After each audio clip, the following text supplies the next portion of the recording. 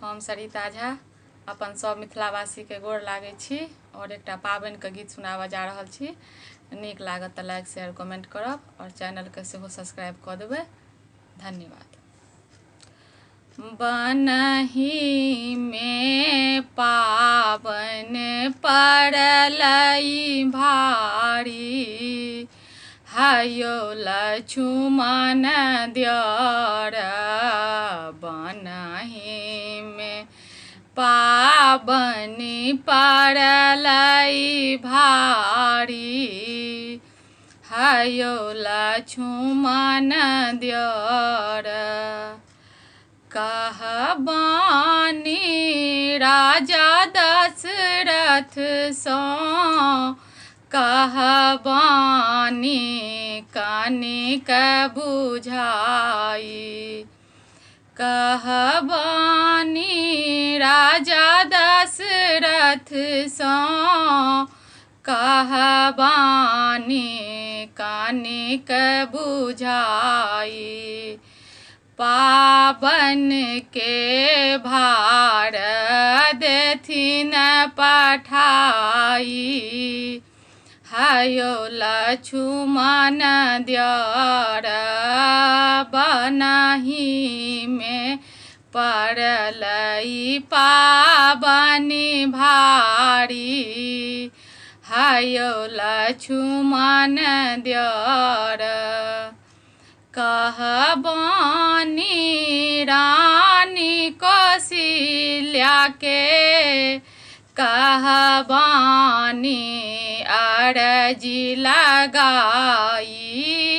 कहबानी रानी कौशल्या के, कहबानी अरजी लगाई।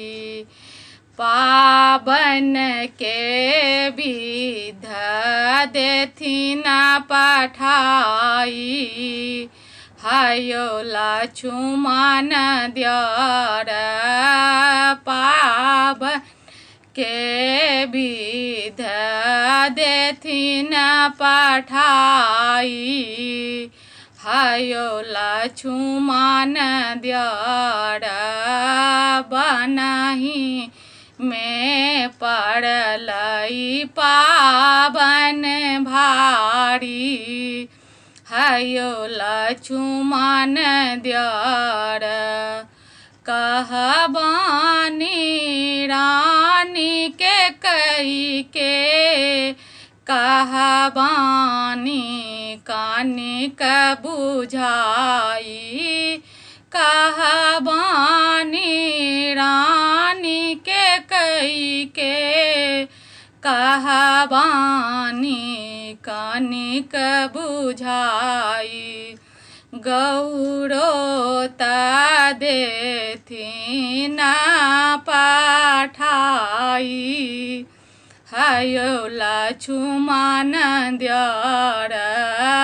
गौरोता देथिन पठाई, हायो लछुमन दिअर। बनहि में पाबनि पड़लै भारी, हायो लछुमन दिअर। कहबानी सुमित्रा रानी के, कहबानी कनिक बुझाई। कहबानी सुमित्रा रानी के, कहबानी कनिक बुझाई।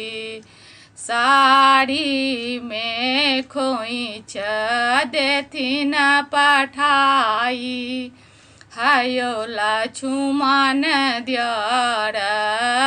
साड़ी में खोइछो देथिन पठाई, हायो लछुमन दिअर। बनहि में पाबनि पड़लै भारी, आयो लक्ष्मण दियर